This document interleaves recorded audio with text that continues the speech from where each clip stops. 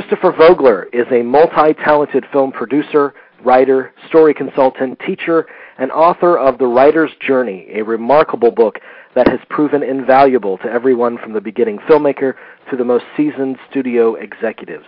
Mr. Vogler has worked as a development executive at Fox 2000 and as a story consultant at the Walt Disney Company, where he contributed to the timeless films Beauty and the Beast, Aladdin, and most profoundly, The Lion King. With the Writer's Journey series, Mr. Vogler explores the art of storytelling and how mythology plays a role in shaping some of our most beloved films.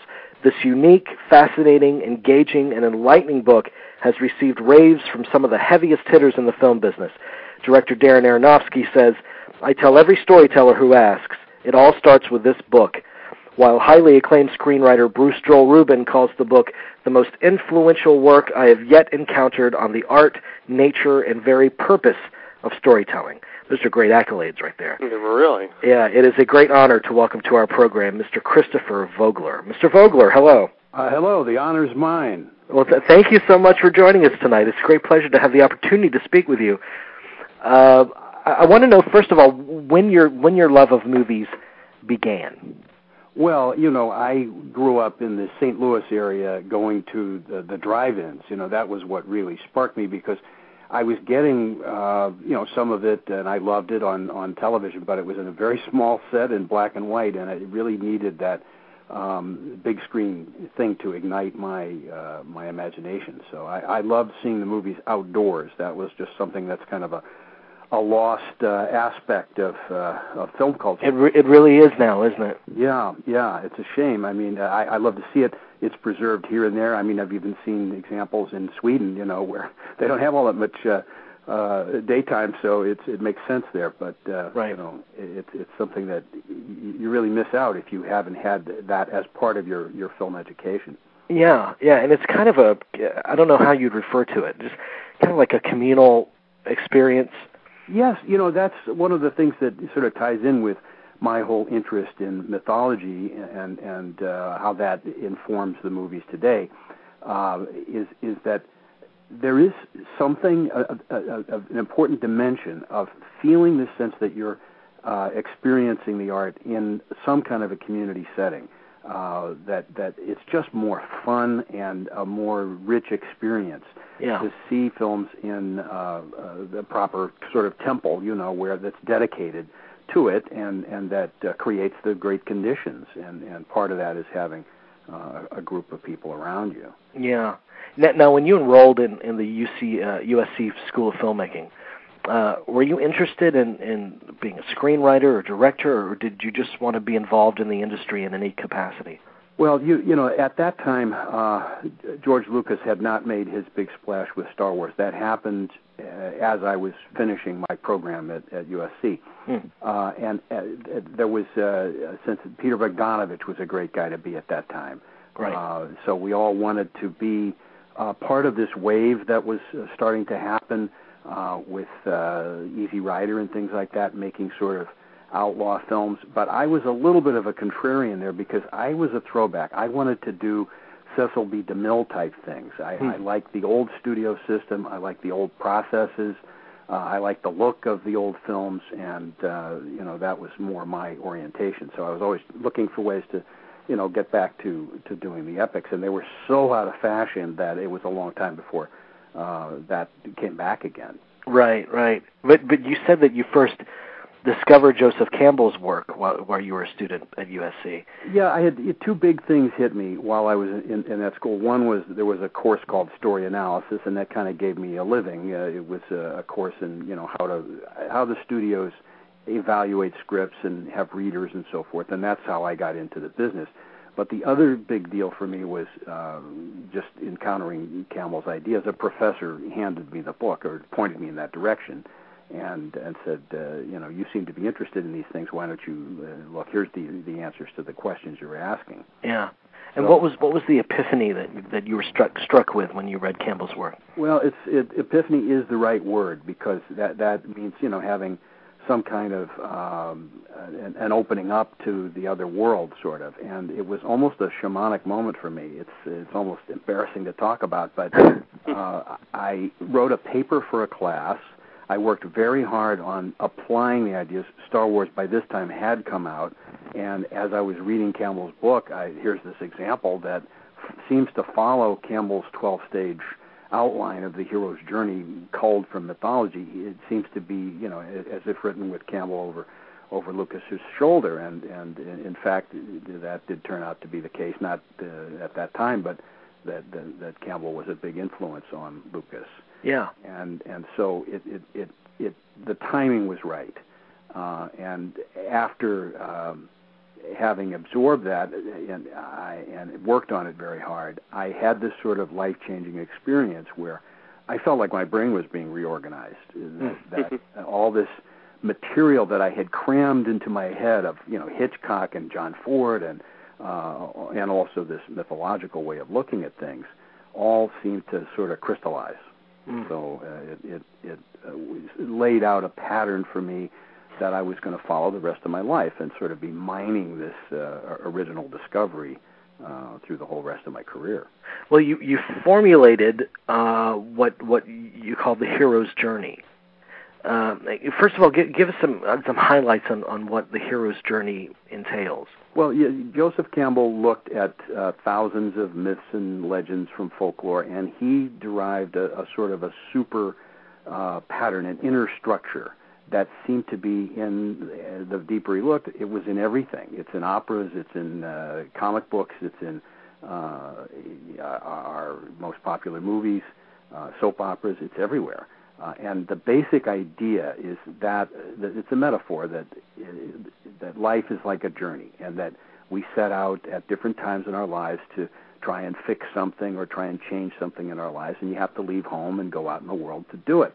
And along the way, certain things inevitably happen to you. You meet allies and enemies, you cross thresholds, you encounter things that really terrify you and have a life-changing potential for you.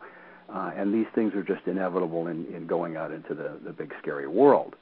So Campbell realized that all the myths were really doing the same job. They were telling the human story over and over again and showing you, look, these are the stages we'll all have to go through. This is the stage your soul has to go through in order to develop and move on to the next world, and also to go through the levels in this world. So over and over again, these things are just instinctively worked out in films and novels. Well, you wrote this out, if I'm correct here, in memo form.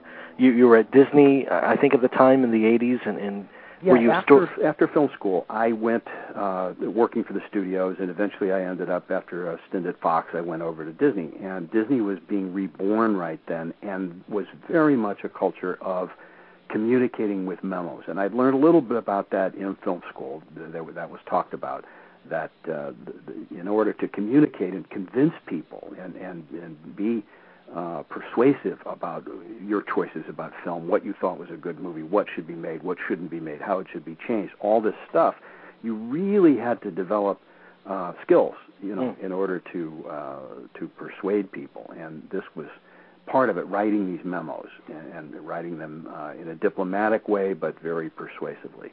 And very, very tight writing, very, military almost, precision. Right. So I undertook to do this on my own and distributed my little memo, which was about 7 pages in the first version, that was distilling Campbell's ideas and translating them into movie language. He gave examples from Gilgamesh and Beowulf and all the great Hindu epics, and I gave examples from Star Wars and from The Wizard of Oz. Right. And so I was rolling this idea that was already there and already having an influence in literature, but I rolled it over into movies, and I think was one of the first people to do that. What was the response to this memo? Obviously, it was very positive. Yes, there was a sense from the very beginning of this that, if I just leave copies of this around, this is going to spread all over the place, and it did. It got, Xeroxed and faxed and sent all over Hollywood, and it was a hot thing for a time that everybody had to read this because nobody had ever put all this stuff together before. And there were other things like that going around, other short memos, one-page memos that had like the 3 most important things in a film and the 5 most important things that you always have to do in a movie, and that sort of thing was popular then because there was nothing written down. There were no screenwriting books at this time, very, very few. So, it was sort of just my luck to come along at that time and write down some of these unwritten rules. A lot of this sort of knowledge about mythology and how it applies to movies was already there, and everybody you pick it up along the way, but nobody had written it down. And that was true even of basic structure things, like Robert McKee was famous for collecting some of this stuff, or Sid Field, gathered these things together and were big influences. So I was, coming along at that same time and working within that same framework.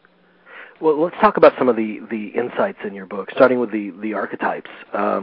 You list some useful archetypes for story building, like the hero, the mentor, the threshold guardian, the shapeshifter.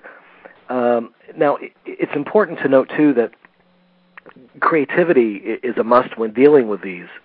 That they're not necessarily, when we're talking about hero, we're not necessarily talking about the typical swashbuckling hero. You even examine in your book the different heroic journeys going on in a movie like Pulp Fiction. Mm-hmm.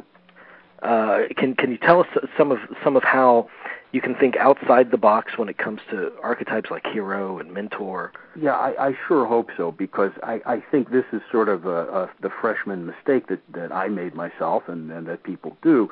When you get hold of these ideas and when you first start playing around with the toys, you think, oh, this is great. There's a guy who's a hero, and this one's going to be the mentor, and that one's going to be the villain, and so forth. And you slot them in and expect them to behave and follow your instructions. But life is more complicated than that, as I quickly found out. And so I started looking more deeply into psychology and brought a lot of stuff over from Jungian psychology that looks at the archetypes, that looks at character, and breaks it down according to these ancient patterns. And those things turn out to be really useful. And in my view of things, it's a flexible language, and I hope that's what people get out of it, is that it's great to identify, I kind of know what kind of character this is, but not to be hung up on that and stay flexible. Now, what I mean in practice is things like, okay, so that's your hero, but your hero also sometimes wears all the other masks of these other characters. For a moment, may need to look like he's the villain, or she's the villain, may need to look like may actually be acting as a mentor to somebody else. So we all get to wear these different roles. And I think having a little bit of acting background, I did just a little bit in my early years. It gave me a sense of this, of playing roles. Well, tell me a little bit about the shapeshifter. I think this is a fascinating kind of archetype, and you say that it's a characteristic found most often in presenting male-female relationships. Yes, when they use that term shapeshifter, they're talking about the uneasiness and anxiety that we have about gender identity and about the opposite sex and so forth. And that's expressed very richly in the movies, in the film noir especially, and of course in romantic comedies. But you can really see it, and that's where I started seeing this as a pattern in film noir, because you have these great types or just an energy that runs through them about the femme fatale and these women who are so polished and almost superhuman, but very deadly. Right. And that was, the beginning of understanding these things, and just that those films, especially the classic ones from the 30s and 40s, were kind of an essay on male-female relationships and on power and other things too. But that was an important part of it, was working out the contract between men and women and realizing that women can be tough, as tough as men sometimes. Yeah, and it runs all the way up to A Fatal Attraction, which is another film that you use as an example to illustrate that as well. Yeah, Yeah, that one I remember at the time was very controversial. Some people were even, couldn't handle it. It was, too much information about the opposite sex, and threatening to people, I think. But part of this tradition, which goes way back. I mean, you've certainly had mythological examples of this and fairy tale examples. I think the way that Hillary Clinton is being characterized today as a witch is part of this ancient thing. I mean, that's absolutely true. On conservative radio, they play the da-da-da-da-da music from Wizard of Oz every time. Not just the conservatives; it's their fellow Democrats too. Yeah, they'll do that too. Yeah, it's sort of open season on these mythological themes. You can play on the public very easily with these things, and that's one of the cautions about it. Actually, is that, to be serious for a moment, that you have to watch this stuff because it is so powerful. The hero's journey and the symbols of heroes are very powerful, and they're deeply meaningful to us, and we can be jerked around by them. Oh yeah. In terms of using the hero's journey to kind of use as a guide to write good stories, you say that your work doesn't have to exhibit every feature of the hero's journey, and in fact, it's better if your work doesn't. Yeah. I think that I like perfection. I'm attracted to that, and fairy tales are about achieving perfection. But I also like the artistic point of view that leaves a little gap here and there, or a little moment of silence in a musical composition, or a question that doesn't get answered in the course of laying out a movie story. Mm-hmm. It's delicious if there are little gaps here and there where you don't have to know everything, and there can be some mysteries up there. So I like that approach, and I also think that this is like traveling. When you write a script, you are setting out and you have an outline or you have some kind of a roadmap in mind, but you hope you're going to be detoured. You hope, that there'll be a bridge out or something that will, send you off in another direction, because that's where the excitement comes from. Yeah. And, you want those accidents to intervene and not have it run according to an exact roadmap. Yeah, and speaking of the exact roadmap, I know that we've discussed this with previous guests too. I know we had Blake Snyder on, I believe, last month or two ago, and we were discussing how films fall into no matter the genre, they kind of follow the same path and the same journey, much like we've been discussing tonight. But there have been writers and directors over the years who've kind of like their dying wish was to revolutionize the typical narrative structure. Sure. Have you ever seen this done successfully, and do you suspect that it can be? Well, I was pulled that way myself. My student film was trying as hard as possible to be artistic and escape from all this stuff and not have any backstory and not have any motivation and just be this, crazy samurai dream sequence romp. But the funny thing was the audience put it back into a coherent framework. When we did, question cards about it, the people came back with, oh, yeah, I like the way you set up the motivation of the character, and his backstory was really indicated well with that little flashback there.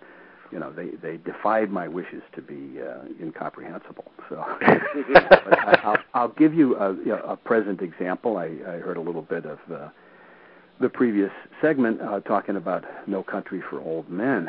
Sure. And those lads are having it both ways. I mean, I love them because they know exactly the way the audience works, and they know just how to set you up to hate a character or love a character, but they're so cold. And then, they kill people off that you've gotten all attached to. Right. And they don't complete the sentence the way you expect it to be completed. And that's absolutely delicious. And that's why everybody's so jumping up and down about that movie. And that's absolutely why we love the Coen brothers, too. Yeah. It kind of epitomizes their best work.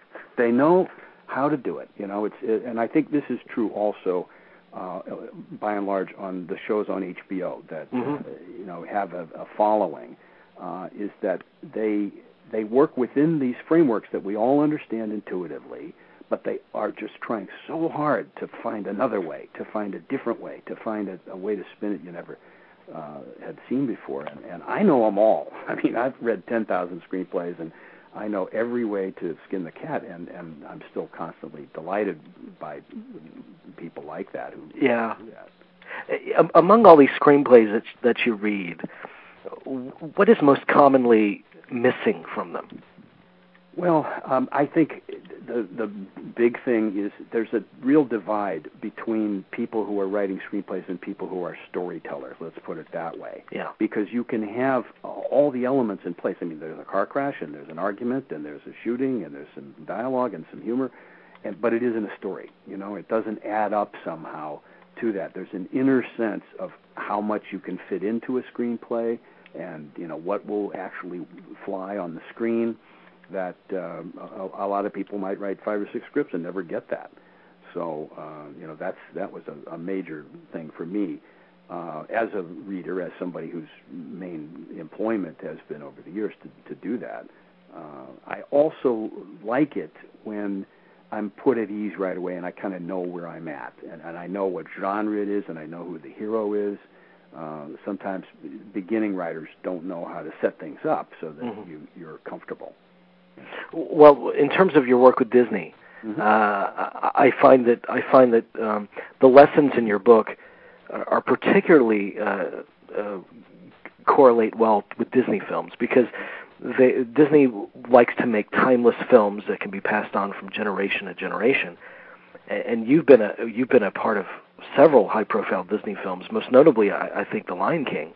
Yeah, I guess I'm a classicist, and that is a good fit for those the films that have that kind of ambition. Yeah, I'm doing work now with current directors and writers in live action as well, and I get all kinds of projects, but often they are those that have that kind of classic feeling to them. What is the environment like at a Disney or a Fox 2000?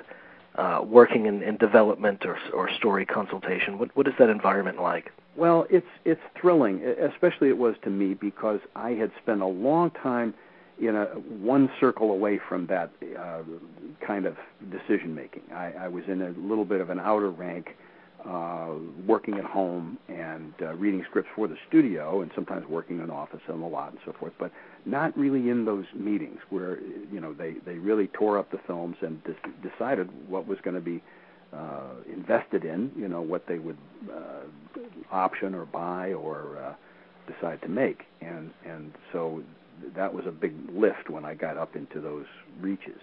Yeah. And was just thrilling. I mean, they're high responsibility places. There's no whining there. There's no excuses, and you have to have read your stuff. You have to be ready to talk about it. I mean, it's a kind of rigorous place, but it was exciting to me because this is where they're actually deciding. Yeah. Before you go, I have to ask you about a couple of the other great things that you've done. And talking of someone thinking outside of the box, I see in your credits you're listed as a special story advisor on Crispin Glover's film What Is It? Oh yes. Now, what exactly were you brought onto the film to do? And tell me a little bit about that experience. Well, Crispin came to me, and he'd read my book, and it's often the way people approach me. And he showed me what he had done so far, and it was, mind-blowing and indescribable. But there was one area where I felt he needed to do something, kind of mystical almost, or mythological. Right. He, as you may know in that film, he has people with Down syndrome, or the main population of the cast, right. And some of them go around crushing snails with their thumbs or stepping on them and so forth. And I said, the souls of the snails demand that you have some kind of ceremony to ask their forgiveness. That would be the appropriate mythological function here, and he went and shot some footage of that, of one of his actors going to a sort of Hindu temple in the L.A. area and offering a sacrifice to the soul of the snails. So wow! That's Crispin for you. Movie that Crispin is doing, yeah. Well, and some of these other experiences that you've had, you were the executive producer of the feature P.S. Your Cat is Dead, and you're producing an American version of a Swedish comedy called Breaking Out. Yeah, that is sort of in development hell, I guess, the Swedish comedy. That was something I found when I was there. Based on a true story there, someone had made a film about a prison break that had to do with putting on a theatrical presentation, and they did just well enough that they could go out into the province and show they'd been rehabilitated, and then they could escape. And that was made into a successful film in Sweden, and I pitched that to Warner Brothers, and so that is in eternal development there. The P.S. Your Cat is Dead was an interesting project. That's another one that was brought to me by someone who read my book, the actor Steve Guttenberg, and he had optioned with his own money a play, and it was also a novel called P.S. Your Cat is Dead. And he wrote it and directed it and co-wrote it, and I came in to help him with just looking at the editing. He had put together a rough cut, and I ended up staying for about 4.5 months, and it was the best time I'd had in Hollywood ever. Oh, wow. The editing room is the secret temple where the great stuff happens, and that was an eye-opening thing for me. So I'd like to get back there. That's my ambition, is to wheedle my way back into the editing room on one of the projects. I mean, the editing room, that's really where the final draft of the script takes place, isn't it? Yes, absolutely right. The writing goes on. I mean, it should go on even in the audience on the way home, from the theater. Certainly was that way. Right. No Country for Old Men, that conversation is still continuing. But it's definitely a magical place where you're focusing so much. That's, I think, editors and directors and camera people have unusual eyes. You can see it in their eyes that the muscles have changed because they're staring at these screens so intently for so many hours. Oh yeah. So are you looking forward to doing more producing work or writing work? Is that what you're wanting to do in your future? Well, I'm happy helping people. That's sort of my nature. I like being useful, but I also have my own ambitions, and I'd like to get another crack or two at the big toys. That's what I was bred for, was to do gladiator-sized projects. So sure. That's what. Right. In my own little ivory tower laboratory, that's what I'm working on. So you'll see some interesting things coming out of that lab eventually.